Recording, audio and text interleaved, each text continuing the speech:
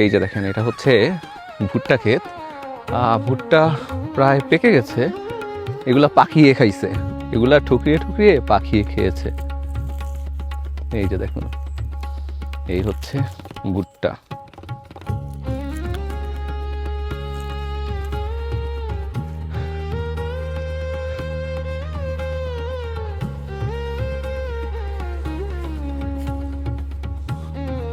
এগুলো হচ্ছে পাট শাক, পাট গাছ। এটা কিছুটা বড় হয়েছে, আর একটু ছোট যখন ছিল তখন এটা শাক হিসাবে খাওয়া যেত, এখন আর যায় কিনা জানি না। তবে আমরা দেখেছি যেগুলো একটু বেশি ছোট ছোট থাকে ওগুলো বাজারে বিক্রি হয় শাক হিসেবে। আর এই যে এই পাশে এটা দেখা যাচ্ছে, এটা হচ্ছে ধইঞ্চা।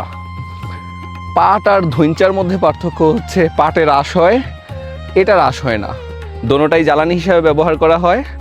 পাটের একটা এক্সট্রা সুবিধা হচ্ছে এটাতে আঁশ হয়, যেটা দড়ি, চট এগুলো বানানোর কাজে ব্যবহার করা হয়।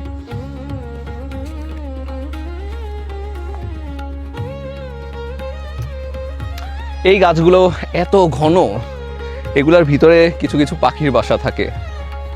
আমি বিলের কাছে আসলে যেটা করি, আমি এই জিনিসটা একদমই মিস করি না, সেটা হচ্ছে আমার মাথায় একটা গামছা বাঁধলে আমার কেন জানি খুব ভালো লাগে। এটা হচ্ছে ফসলের মাঠে রোদ থাকে, এটা খুবই স্বাভাবিক একটা বিষয়। তো এটা দিলে রোদটা কম লাগে, আর একটা চাষি চাষি ভাইব লাগে, ভালো লাগে নিজেকে দেখতে। এই হচ্ছে আমি ঘামাই গেছি, এই যে রোদের প্রতিফলন পড়ছে এখানে, চকচক করছে।